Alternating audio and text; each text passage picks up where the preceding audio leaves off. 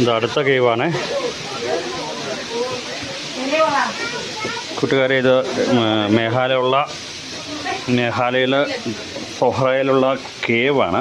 Golden cave നാച്ചുറലായിട്ടുണ്ടായ കേവാണ്.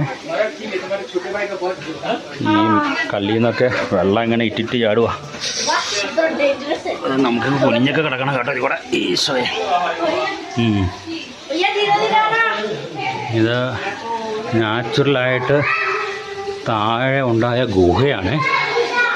ഇത് ഷില്ലോങ്ങിൽ സൊഹ്റ എത്തുന്നതിന് മുമ്പ്, ഏകദേശം സൊഹ്റ എത്തുന്നതിന് ഒരു 6 കിലോമീറ്റർ പുറകിലാണ് ഈ ഗുഹയുള്ളത്. ഇതിങ്ങനെ മേഘാലയ ഗവൺമെൻറ് നന്നായിട്ട് മെയിൻറ്റെയിൻ ചെയ്യുന്നുണ്ട്. അതേ മുകളിൽ കൂടെയൊക്കെ അതേ വെള്ളം ചാടുന്നുണ്ട്. ഇലക്ട്രിസിറ്റിയൊക്കെ അകത്തേക്ക് കൊടുത്തിട്ടുണ്ട്. ഇത് എൻ്റെ കൂടെ വന്ന മണിപ്പൂരുകാരിയാണ്. നമ്മുടെ കെവിനും ഷൈമയൊക്കെ ഫ്രണ്ടിൽ പോകുന്നുണ്ട്.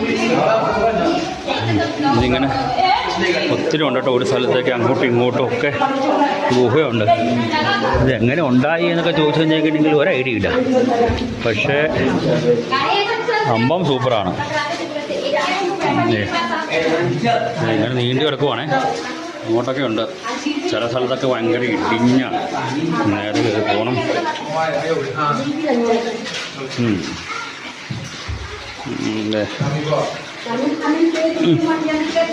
വെച്ച് പറയണ്ട കേട്ടോ.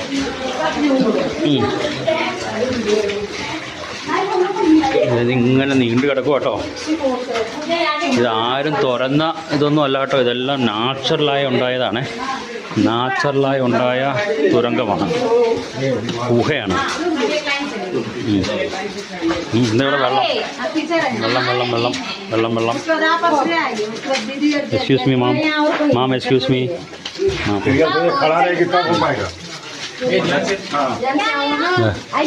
ഇതിങ്ങനെ കയറി